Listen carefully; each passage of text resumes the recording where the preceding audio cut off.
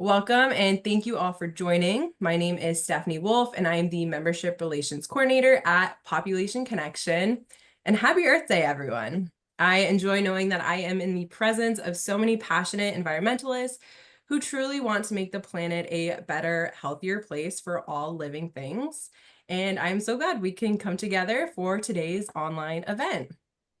On the call today, I am excited to be joined by Population Connection President and CEO, John Seager. If you have any questions for John, please drop them in the Q&A box found at the bottom of your screen. We will do our very best to get those to answer those questions along with the pre-submitted questions during the Q&A session that will be facilitated by our senior analyst, Hannah Evans. And then for any questions we don't have time to answer live, we will provide written answers along with a recording of the presentation slides, and access to the chat box discussion. Now that's all for me. I will send it over to John to get us started. Thank you, Stephanie. Hi, everybody. On this Earth Day, I don't know how many presentations I've made over the years, one thing and another. It's probably north of 1,000. This I found in putting this together more challenging than almost any other because I don't know what's going to happen 5 minutes from now, 5 hours from now, 5 days from now, 5 weeks from now. I do know that this too shall pass and that we will return to something or other or move forward to something or other, but it's a little difficult to know exactly what's happening in the moment given the Trump-Musk ascendancy. Just this morning, as I was thinking about putting final touches on this, I was looking at the Atlantic magazine, and there's an article there by the editor, Adrienne LaFrance, who titled it "A Ticking Clock on American Freedom. It's Not Too Late." And I was particularly struck by what she said. Remember that facts still matter. Every individual who speaks out, every person who calls a lie, demonstrates fealty to the truth. Put another way, if you lose reality, you lose the rule of law. You lose democracy, you are no longer free. And so what I hope we are all trying to do is to try to get the facts across, not sort of shove them in people's faces, but try to shine a light on them. And if that's sort of the best idea I've come up with, I don't have a better one right now. Here is a fact. And this was updated as of 11 a.m. Eastern time today. It's updated every minute by the good folks at Guttmacher. As of 11 a.m. today, 11,398,255 women and girls were denied contraceptive care because of U.S. foreign aid cuts. If you go to the site, you will see a higher number. The number is going up every single minute. Up until Trump regained office, the United States was the global leader, as we have been for decades when it comes to international family planning. We were providing just over $600 million a year. We've been working for years to try to get that number increased, but lately I feel a little like that line in that Joni Mitchell song, "You don't know what you have till it's lost." And what's now been lost is this. Up until Trump, we were providing or enabling almost 50 million women and couples to get modern contraceptive care every year, averting more than 15 million unintended pregnancies, almost 5 million unplanned births, more than 5 million unsafe abortions averted, because the only way you can avert abortion is by increasing access to family planning, period. And we were saving more than 16,000 women's and girls' lives, and all of that is gone for now. And that's just the hard reality of what we're dealing with right now. And I think it's an important truth that needs to be spoken. We commissioned, we work with Lake Research Partners. Celinda Lake's the principal there, really the leading national expert on opinions around reproductive health and rights. And we participated. The way it works with these national polls is you can commission certain questions on a wider national poll. And Lake did a 100-day it was a 100-day poll on the situation, 100 days into the year. And we put the following question on the poll. We put a couple of different questions, but I just like to highlight this one. The question, and this went to 1,200 registered voters. It's not one of these Survey Monkey polls. It's a legitimately properly structured poll, noting that Musk and Trump have frozen all U.S. investments in global reproductive health and family planning. It sets forth the impacts. Nearly 1 million women lose access every week. 11 million, now that number, over the first 3 months, and it goes on. And the question was asked, based on this, do you support or oppose ending the freeze on funding for global family planning? And if you look toward the bottom, of all of the survey people, 58 to 34 on the support side, they agree that this program is important. 58 to 34. Among Democrats, it's 78 to 20. Among independents or people who didn't want to state their preference, 62 to 28. Republicans, no, but I actually was surprised that the margin among Republicans was as low as it was on the negative side. The key thing here is that there is broad support for these programs here in the United States. I don't think it's people's highest motivator. When you look at that, it's economic issues is the big driver. Concern about healthcare is the number two. But the fact is that Americans do support these programs. And that's an important point to get across, that it matters to us as a nation. Now, how about the White House? On Monday, the New York Times had a headline story, White House assesses ways to persuade women to have more children. One of the suggestions that apparently is floating around the White House is the idea of creating a national medal of motherhood for women who have some multiple 6, 7, I don't know, I haven't figured it out yet, they may not do it. But if they do, they might want to use this medal. It's the one that Vladimir Putin gives out for women who have lots of children in Russia. And since Trump seems to be fond of Mr. Putin, and maybe the only problem is I don't think that medal has quite enough gold on it. It's not gold enough. But will Trump do this? Won't he? It certainly seems like the kind of thing he'd love to do. But this is one of the ideas that's floating around the White House right now.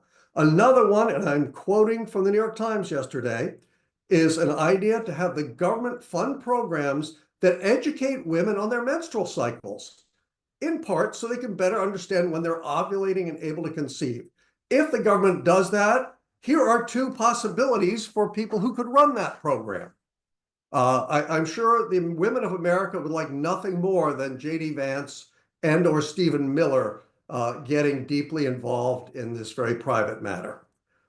Now, is this going to happen or not? I don't know, but if it does, it wouldn't rank any crazier than a lot of the other, or disrespectful or intrusive than many other things they have done.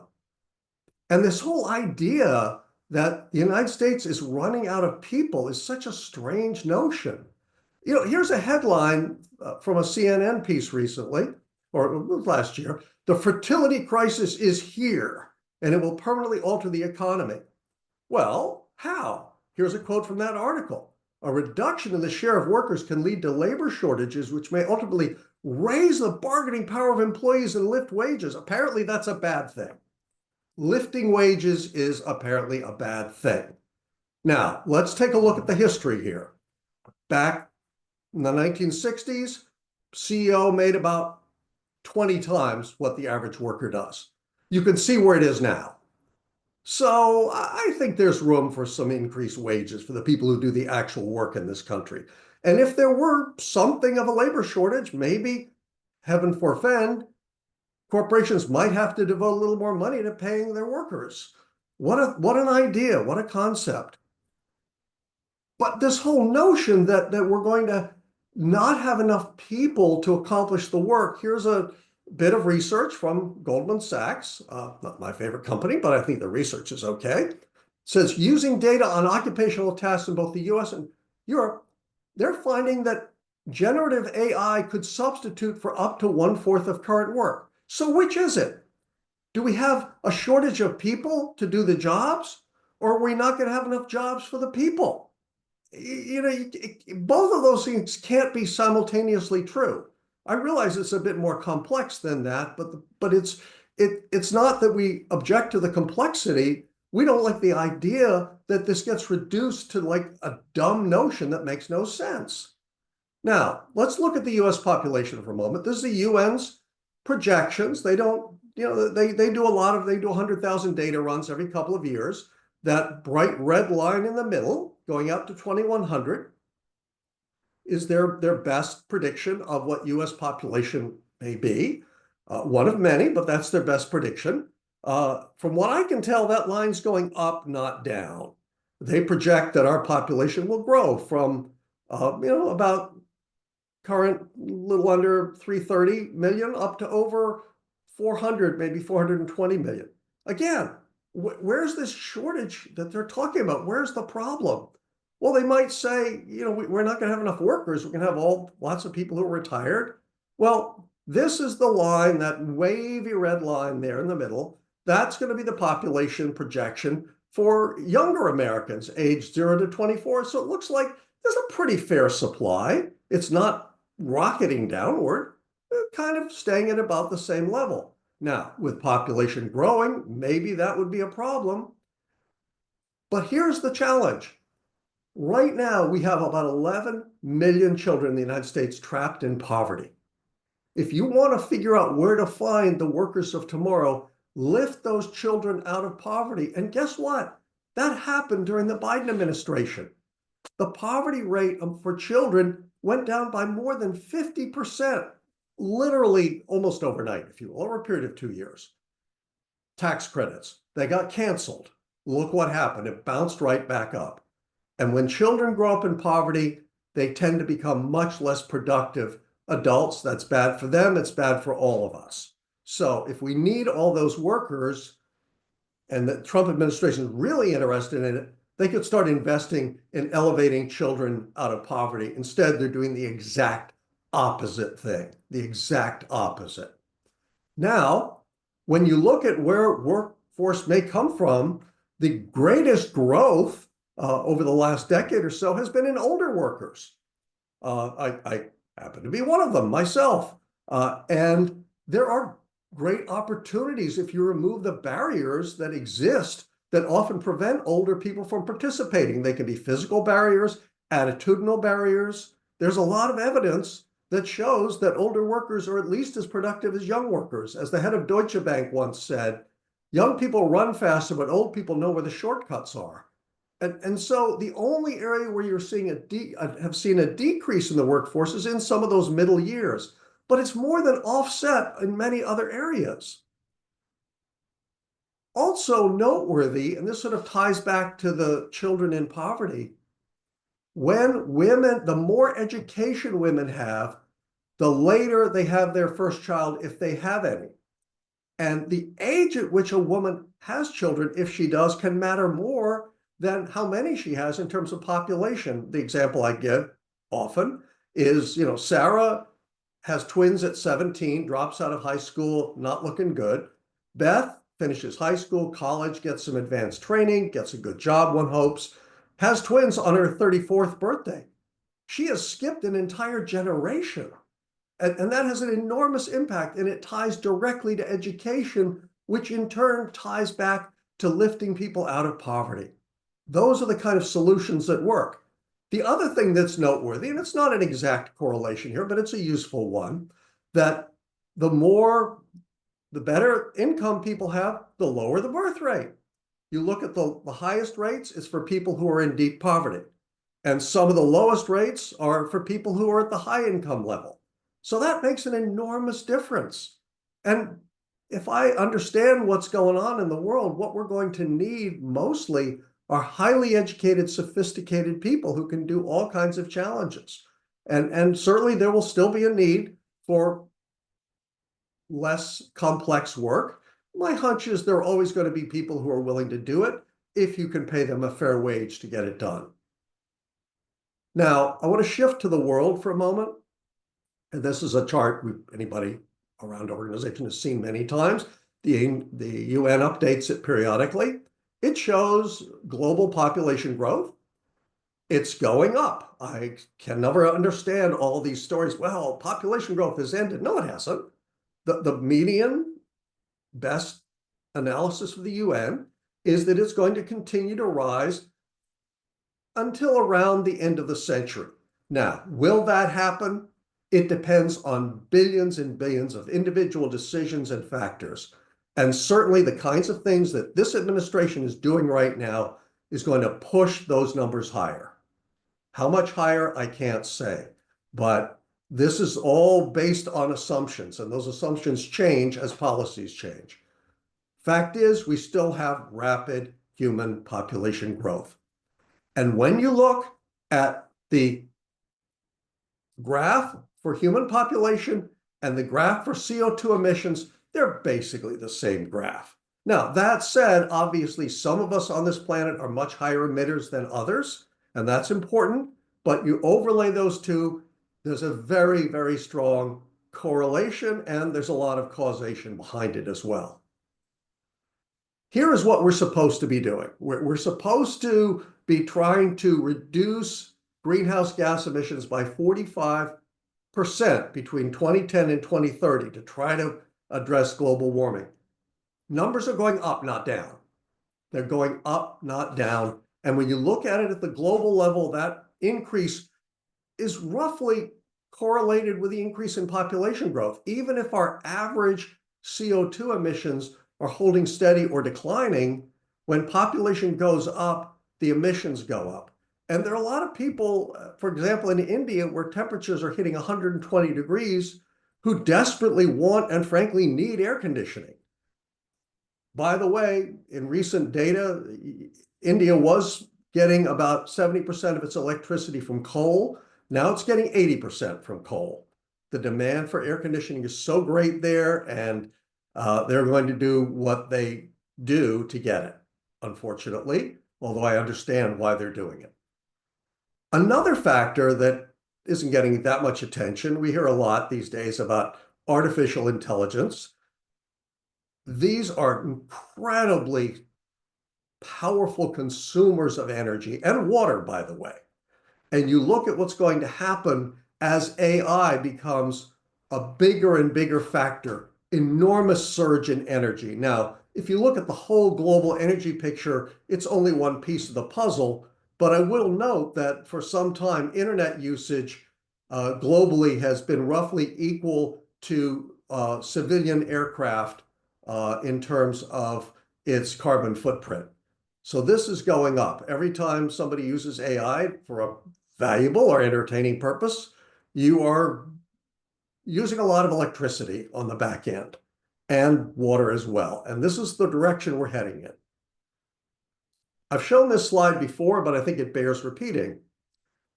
There's been good, solid analysis in terms of what is the most cost-effective way to reduce CO2 emissions.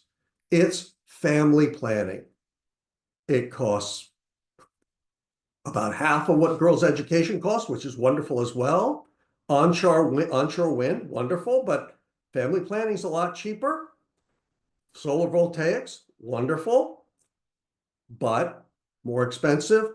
Carbon capture, which in my view is just baloney, is very expensive. And so here we have a solution, and the fact is it's something that women want. There's tremendous data that shows that women want to be able to determine the trajectory of their own lives, and part of that is having access to family planning. And that's true in every culture around the world, as long as women have the ability to decide something for themselves and they have sufficient access to services and education. So it's the cheapest possible solution. Frankly, we were drumming on this pretty hard before Trump took office. Right now, as important as this is, we've got maybe a more immediate priority right now, and that is getting past this madness as best we can. I want to just touch on the question that's the most common question you get around this issue, which is how many people can the Earth support? I want to submit that it's not a helpful question. I guess if we lived like that, unless somebody needed a drink of water or had to go to the bathroom, it might work for a little while. But why on earth do we want to treat the planet like it's a clown car? And some of you heard me say the following. People will say, well, there's a lot of empty land. And I go, I don't know. I've flown across this country.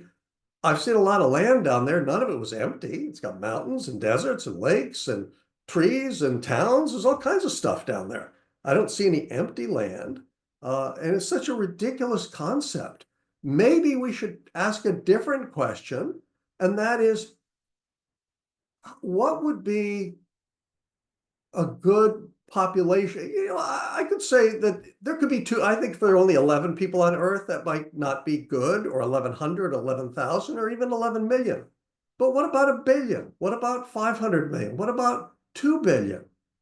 We're going to have, barring some catastrophe, we're going to have a lot of time, even if things go well, to start to sort that out. So this whole idea that we need to cram more people on the planet just makes no sense at all. Now, we're all, I think, at a challenging moment right now, trying to figure out what to do and how to do it. I don't think there is a single answer. I think we all have to find our own answers. I think the what is important, but I think the who is even more important than the who is each of us. And the answer is different for every one of us. Certainly for us, we are continuing to do the important work that we do, thanks to all of our wonderful members. Thankfully, we don't get any government money, thank heavens. Trump can cut off the funding to us, government funding, anytime he wants, because we don't get any, we don't want any, and that's the end of that. It's great not to be beholden to him in that regard. We get our money from our members. Over the past 10 years, we've trained over 100,000 educators through 5,000 plus workshops on more than 500 colleges and universities. We reach about 3 million students a year, K through 12, getting them to think about population challenges, sharing the facts with them and letting them draw their own conclusions from the facts. We think it's the best possible way to do it. We also work with college students. Now, before COVID, we used to bring hundreds of students, as shown here, to Washington. That got suspended during COVID. And subsequently, we have made the decision that, to be candid, Washington, D.C. might be the least useful place to be right now. That the place to be is where people are. And so we're working on college campuses and university campuses, particularly as we move toward elections, to create a climate of change. We find students are very responsive to all of this, that it really matters to them, and they're very receptive. Last year, we engaged young people, and they knocked on about over 130,000 doors for us in some carefully selected areas. Certainly, we weren't the biggest piece of the puzzle out there, but nobody can do it alone. We're out there trying to deliver this message, and we'll be doing it again to the maximum extent we can with our resources. And young people are very ready to step forward and help us with that.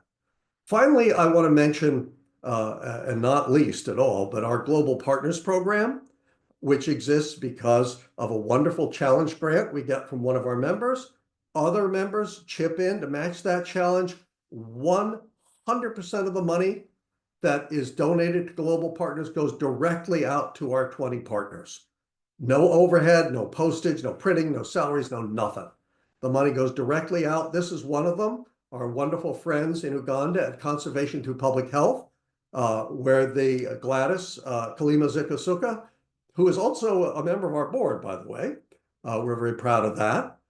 She is a Royal College trained veterinarian, went back to her home country of Uganda to seek to save the mountain gorilla, and realized that that was not possible unless she could also work with people in villages to improve their education, get them to understand the economic value of conservation, and also provide them with access to reproductive health services, which they do. And we're very proud to have Dr. Gladys as one of our great partners and as one of my bosses as well. So I encourage each of you to do what you think is best. I'm sort of always directed by our wonderful staff to suggest people do one thing or another. There are many opportunities within our organization and elsewhere. We have an Earth Day challenge we're wrapping up right now. We welcome you participating in that.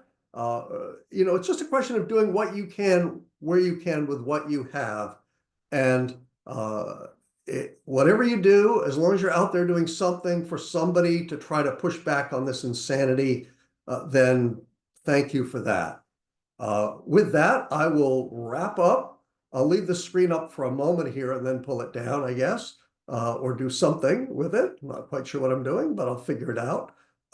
Just so everybody knows, if you have any particular comments or thoughts or suggestions or anything else, just shoot me an email at john@popconnect.org. I'll be happy to get back to you personally. And thank you so much for listening and for being part of our wider community. I'll see if I can stop sharing now, I guess. There. All right, I think Hannah is now got some questions. I do. Thanks so much, John. That was a great presentation. And thanks everybody for tuning in on Earth Day, my favorite holiday and one of the best days of the year, in my opinion. Yeah, it was really great to get to hear from you, John, and to get to learn a little bit more about what's going on politically with regards to population stabilization, the environment, and how they're all interconnected. So thanks very much for that. As John mentioned, we have plenty of time for questions. So I know some of you have already voiced some discussion points and questions in the chat. But again, if you have anything you'd like answered live, please feel free to put them in the chat and we'll get to as many as we have time for. We also have quite a few pre-submitted questions that I'm going to be filtering through, and we'll just see where the conversation goes. How does that sound, John? Great. I just wanted to throw something out there. And then just on the sort of the congressional way things are right now. At present, if you go back 25, 30 years ago, there were about 40 Republicans in the House who supported family planning and about an equal number of Democrats who didn't. There was something healthy, I guess, about a little cross-pollination then, I suppose. Today, every single Democrat in the House and the Senate supports funding for family planning. Every single Republican in the House opposes it. There are 2 senators in the Senate who support it, Lisa Murkowski and Susan Collins, but that means that we don't have a majority in either House right now. Maybe of all the things that has surprised me the most this year, certainly Trump's madness, but the fact that with really the exceptions of particularly Lisa Murkowski and Susan Collins to some extent, I am really shocked that no other Republicans have stood up to Trump on anything in any meaningful way. Of all people, Mitch McConnell a little bit, Rand Paul, who's a libertarian and he's sort of off in his own world. But I'm just shocked that, when Richard Nixon tried to pull things off, Republicans stood up to him. And I am really surprised that very few of them have seen fit to stand up. But that I'll leave it to all of you to speculate as to why. Anyway, that was what I wanted to throw in there, Hannah.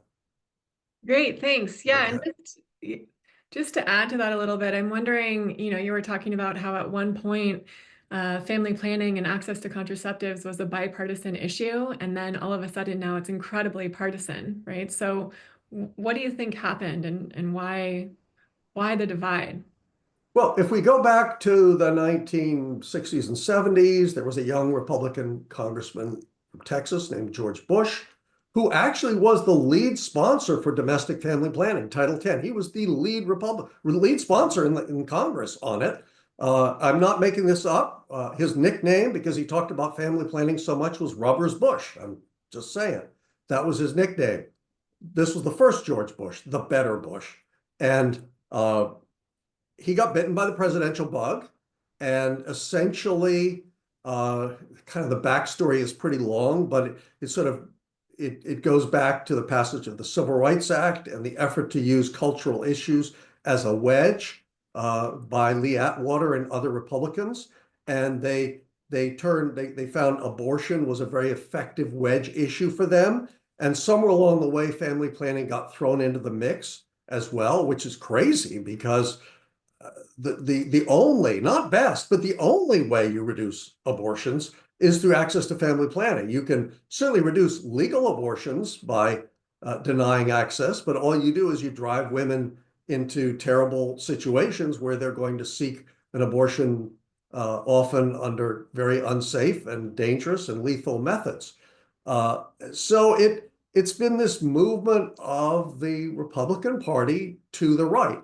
And certainly there's been some movement of the Democratic Party to the left, but I don't think you can quite compare the two movements at all. And that's kind of what's happened. It's become a very partisan issue. I wish both parties would compete with each other as to who could do more, but that's just not the way it is. Right, interesting. And speaking into the cuts to USAID, which obviously involve family planning, and you touched on that at the beginning of the presentation, but there's a question here asking, is there any opportunity or is it kind of viable to think that other countries or other NGOs are going to be able to pick up the slack to family planning cuts that the Trump administration has imposed? The short answer, no. We have been the largest funder in dollars. When it comes to foreign aid, and this surprises a lot of people, when you look at total foreign aid, which is about 1% of the federal budget, and family planning is about 1% of that 1%. When you look at the amount of foreign aid that we provide as a share of our national income among the have countries, even before Trump, we were toward the bottom of the list. The countries that have been doing the most, based upon their size, their GDP, are the Scandinavians and the Netherlands, countries like that. Unfortunately, the authoritarianism we're seeing here is being replicated to some extent in other places, and there is no one else who's going to fill this gap. Bill Gates, for example, has said that he's a pretty wealthy guy, and the Bill and Melinda Gates Foundation has done great work in many areas, but he has said publicly, there's no way that we can fill the gap. There's no one else who can do it. We are the essential party here, and we have been for decades and decades and decades, and now we're completely off the playing field. And we've got to get back there, and there's only one way that's going to happen. And that way is just voting. Well, we didn't get here because we thought bad thoughts. We got here because of elections. Mm-hmm. And I know there is legitimate concern about efforts, soft and hard, by Trump and his people to interfere with elections. I could be wrong about this, but I don't think Americans will stand for it.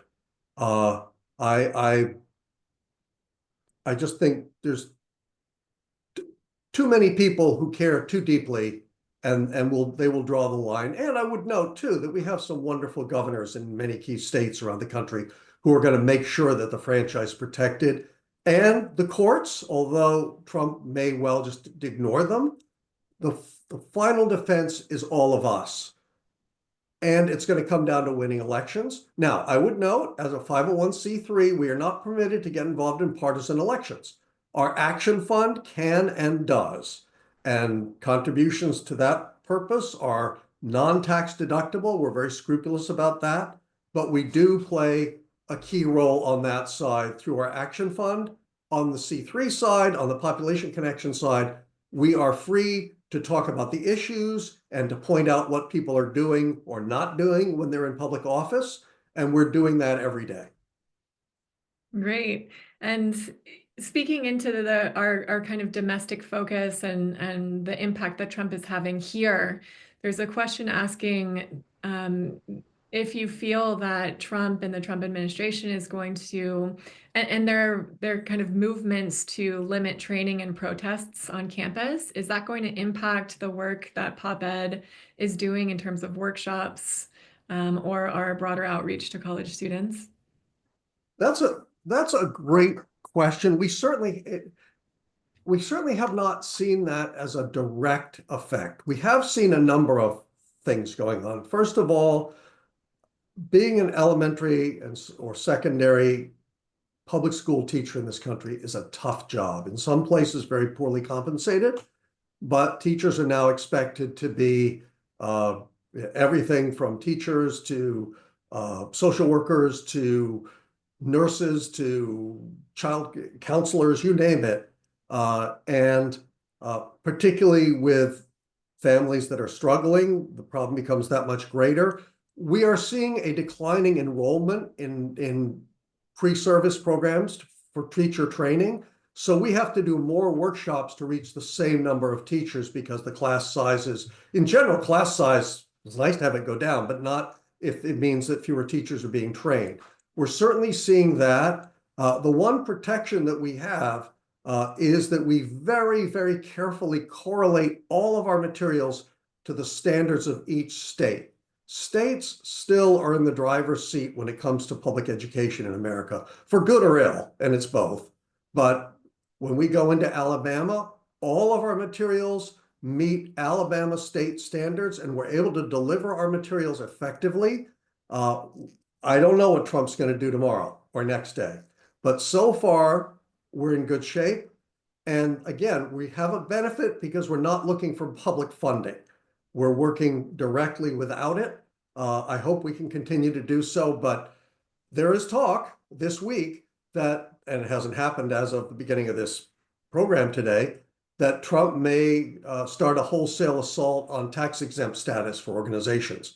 I was part of a Zoom meeting last week with other nonprofits where the attendance had to be capped at 5,000, but many more people wanted to get on. So we in the nonprofit world are very mindful that there may be an effort tomorrow to take away our tax-exempt status. We won't take that line down. We will fight back. We're not going to give an inch, period. Amazing. Yeah, I'll ask one or two more questions about the Trump administration and then we can move into something else. But there's a question asking about what Democrats are doing or not doing. Like there's a lot of kind of talk about there's, a potential for Democrats to be doing much more. And what strategies do they have to win back at least the House of Representatives in 2026? And yeah, like why aren't Democrats doing more and what should they be doing? Everybody I know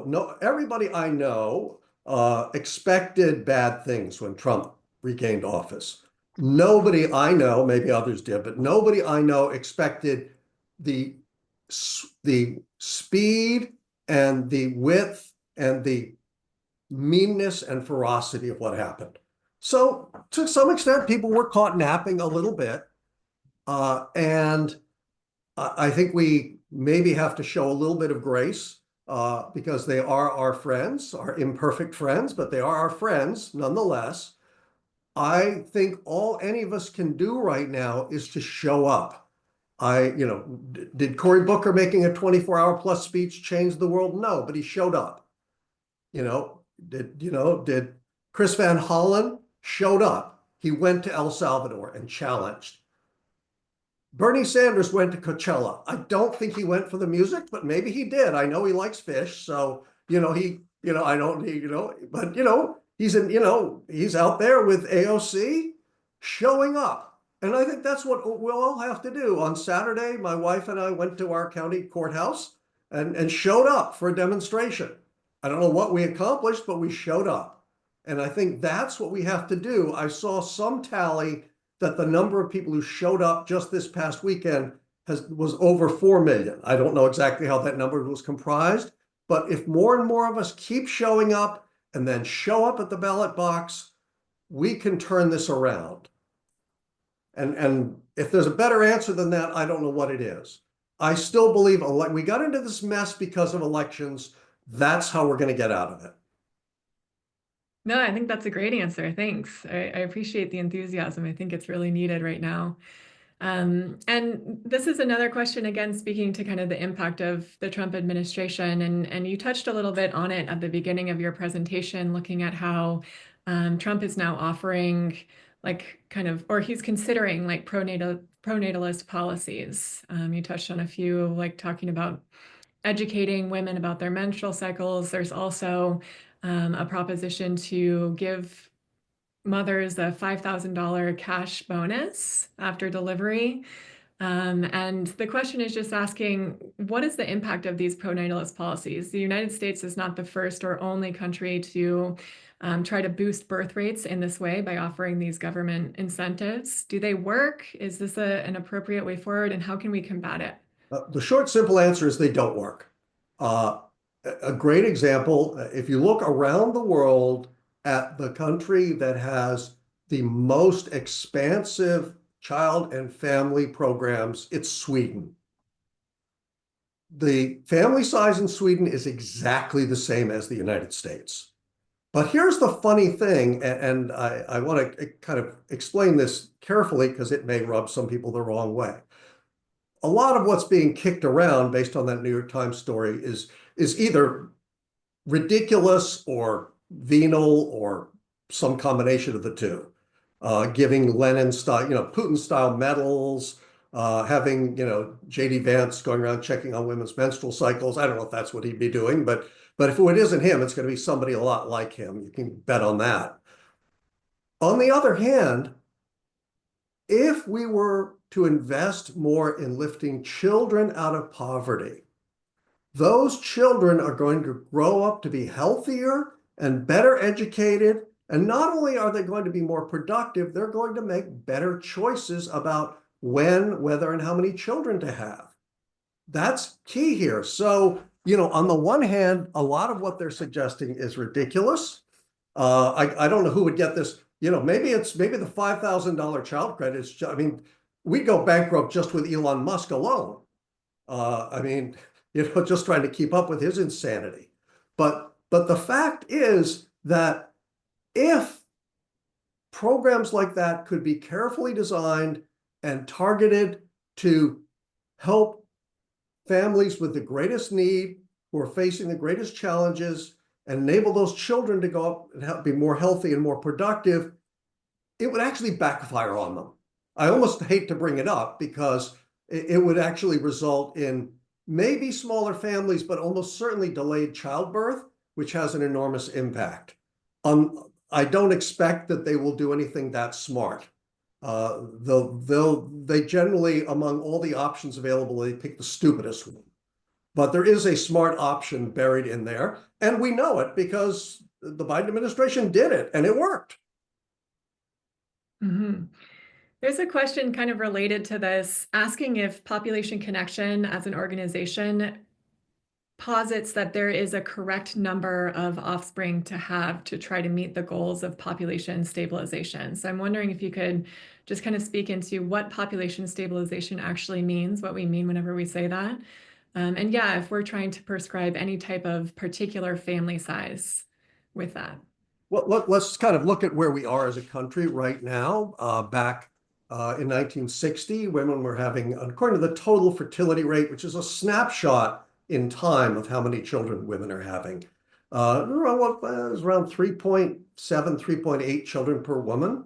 In less than 20 years, it declined by 50%. We've been at or below replacement rate as a society, all things taken into account, ever since then.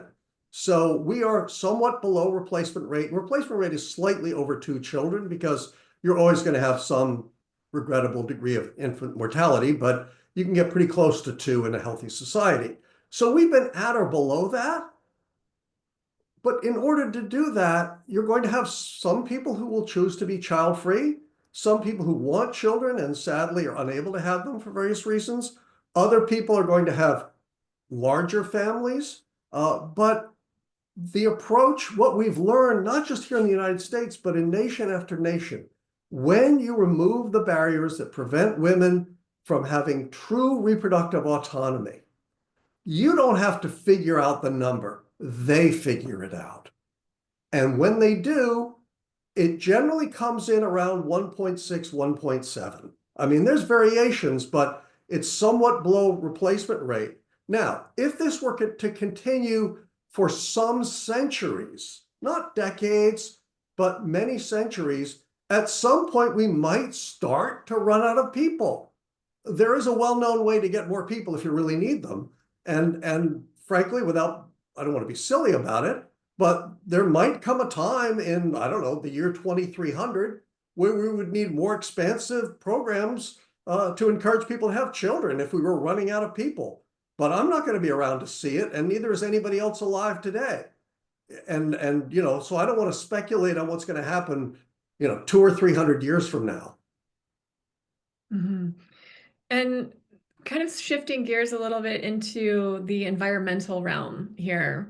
There's a question, and I'm not sure about the study that's being referenced here, but it's saying that it's asking you what your views are on different studies that have shown that even with stabilization, even with population stabilization, Western nations and China are still living way past the carrying capacity in terms of resource use and waste reduction and yeah, consumption. So how can we kind of address that dichotomy there, and what does that mean?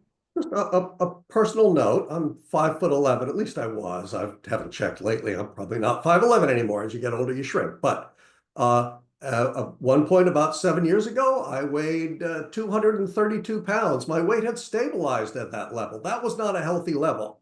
I can take my word for it. It's about 175 now. So stabilization in and of itself is not the answer. In fact, our original name was zero population growth, which is a demographic term. We changed it for a host of reasons, but the name embodied the idea that ZPG, that zero population growth or population stabilization, was in effect the goal. It isn't. It's figuring out a sustainable balance between people and resources. And that figure changes constantly depending on our own behavior. Right now, if our population stopped growing today, the United States is vastly overpopulated. Now, if somebody figures out a magic solution to climate change tomorrow, that calculation might change in one way. But I suspect we would continue to impinge upon natural areas and create terrible situations for other species. There's all kinds of other problems. Poverty comes to mind. The plain fact is that the Earth is overpopulated, and we know what to do about it, and that is to remove barriers to family planning. I know I sound like a broken record, but that's the most important message there is. It's all about bottom up, not top down. It's all about helping to remove those barriers. And the cost for any given woman in the developing world of providing the resources she needs is about $25 a year, maybe a little less. And the United States, as I said, was the leader on this, proudly so. Now we're doing nothing useful. Right. And I think it's, there's a very clear correlation, right, between population and the environment, especially in terms of ecological overshoot, recognizing that, humans are using more resources than the Earth's ability to regenerate them in a certain period of time. And there's all of these very intimate, very obvious connections. And yet there's a real reluctance, right, to kind of on behalf of environmental organizations and in certain circles to really talk about population in the mainstream media also. So why is this? Why is it so difficult for environmental organizations and for academia and for mainstream media to talk about population as it relates to the environment? I've had many, many conversations over the years with the CEOs of most of the leading national environmental groups. These are good people. They're doing important work. I respect that.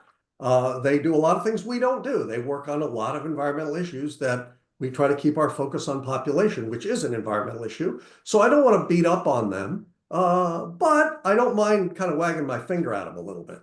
And if they want to wag their finger at me back, that's fine.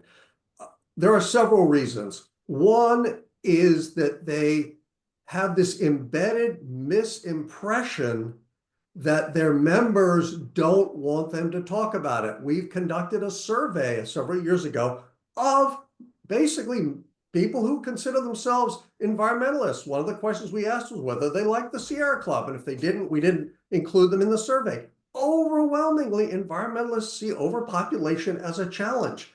I shared that information with the groups. They don't want to talk about it. I think there's several reasons. One is that nobody wants to be accused of being a racist, they don't want to be accused of being racist. What's interesting, and we've got good data on this as well, if you go to sub-Saharan Africa, you will find that public health leaders there are desperate to talk about the impacts of overpopulation. And yet when they go to international conferences or when they apply for funds, they're told by people in places like the United States not to talk about it. And as one representative from the Congo said, in her view, this is colonialist thinking. Once again, we are telling them what to talk about. And why we're doing it makes no sense. We're protecting them. I'm not sure what we're protecting them from, but not anything they want to be protected from. So my best sense of this is that if anybody wants to continue to try to persuade environmental groups to change their mind, I wish them luck. We're just kind of going to go around them at this point. And they can work on a lot of other issues, and we'll work on population and get where we need to go. And anybody who wants to help us, that's great, but I'm not going to spend all day, every day griping about people who don't do what I want them to do. Mhm. Right. Yeah, that's probably a smart approach. Elizabeth in the chat is again kind of speaking to this relationship between population and the environment and the capacity that, having smaller families and slowing population growth has for actually reducing emissions over time. Like in light of all of the statistics around this, knowing that by having smaller families or choosing to have one fewer child, you're significantly reducing your carbon footprint and offsetting your emissions. Do you believe that we should be, as a government or whatever, providing rewards and incentives for ecological services provided by the child free? Or could you speak into that a little bit? Well, that's an interesting question. The American tax code, many years ago, they passed a bill that they called tax simplification. And as Russell Baker of the New York Times pointed out, it was actually tax complification. There's nothing about our tax code that makes any sense, including the fact that billionaires don't seem to pay much in the way of taxes. All of that said, I think you have to kind of look at it kind of in a balanced way. Yes, people do get a tax credits or deductions for having children. Anybody who thinks that's a smart financial move, have kids, get rich, has never been around kids. It costs, and you can look at different numbers, but maybe $300,000 to raise a typical child in the United States. It's the worst. The only person who maybe made a smart investment that way was Bill Gates's parents. But apart from them, it's the one thing about being child free is that you don't have to save for your kids' education. You don't have to pay for their braces. You don't have to pay for their, and you don't have to feel like a bad person for not doing it. You can spend that money the way you want. I would say, though, that there's no real evidence to suggest that on either side of the ledger, tax considerations have much of an impact on family size. There's an important fact that gets overlooked in the United States a lot, is that we still have about 1 million unplanned births, not pregnancies, but births a year. By definition, they're not planned. And so what we need to do is improve access to contraception and sex education here in the United States, because every child should be planned and wanted and loved. And I'm sure most of those children are loved, but they weren't planned. And that's not a good thing. Yeah, thank you.